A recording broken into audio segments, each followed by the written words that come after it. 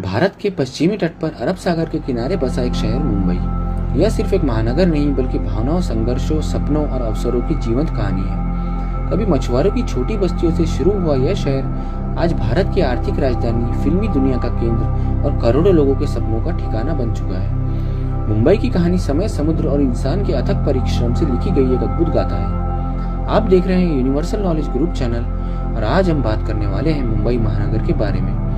तो चलिए शुरू करते हैं। आज की विशाल मुंबई कभी 7 छोटे छोटे द्वीपों का समूह थी, जिसमें कोलाबा, लिटिल कोलाबा, बॉम्बे आइलैंड, मझगांव, परेल, वर्ली और महिम शामिल थे। इन द्वीपों पर मुख्य रूप से कोली समुदाय के लोग रहते थे, जो मछली पकड़कर अपना जीवन यापन करते थे। समुद्र इनके लिए जीवन रेखा थी। नमकीन हवा, नारियल के पेड़ और छोटी नावें यही उस दौर की पहचान थी। कोली लोग प्रकृति के साथ सामंजस्य बनाकर रहते थे। उनके गीत, त्योहार और परंपराएं समुद्र से जुड़ी थी। उस समय इस क्षेत्र में मुंबई या मुंबा कहा जाता था, जिसका सीधा संबंध देवी मुंबा से माना जाता है। कोली समाज की उत्पत्ति बहुत प्राचीन मानी जाती है। इतिहासकारों के अनुसार ये लोग सदियों पहले भारत के पश्चिमी तट पर बसे। मुंबई, थाने, वसई और अलीबाग के तटीय इलाकों में कोली बस्तियां, जिन्हें कोलीवाड़ा कहा जाता है, आज भी मौजूद है। ये कोलीवाड़े आज के आधुनिक मुंबई के बीच अपनी परंपराओं को जीवित रखे हुए हैं। कोली समाज की जीवन शैली सरल, मेहनती और सामूहिक होती है।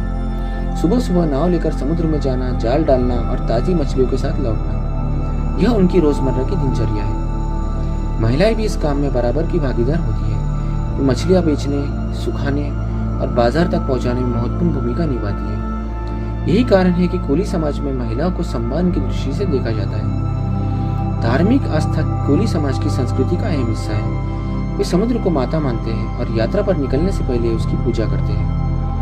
मुंबा देवी, एकवीरा देवी और वरुण देवी इनके प्रमुख आराध्य हैं। गणेश चतुर्थी और नारली पूर्णिमा के कोली समाज के प्रमुख त्योहार होते हैं। नारली पूर्णिमा के दिन समुद्र को नारियल अर्पित कर सुरक्षित मछली पकड़ने की प्रार्थना की जाती है। कोली समाज की वेशभूषा भी विशिष्ट होती है। पुरुष आमतौर पर धोती और टोपी पहनते हैं, जबकि महिलाएं खास किस्म की साड़ी। इनके लोकगीत, नृत्य और त्योहार समुद्र की लहरों जैसे जीवंती से भरे हैं।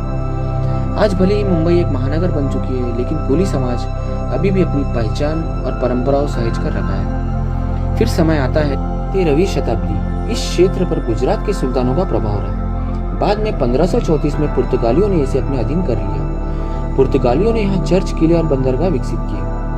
उन्होंने इस क्षेत्र को बोम्बैया यानी अच्छी खाड़ी कहा, जो आगे चलकर बॉम्बे बना।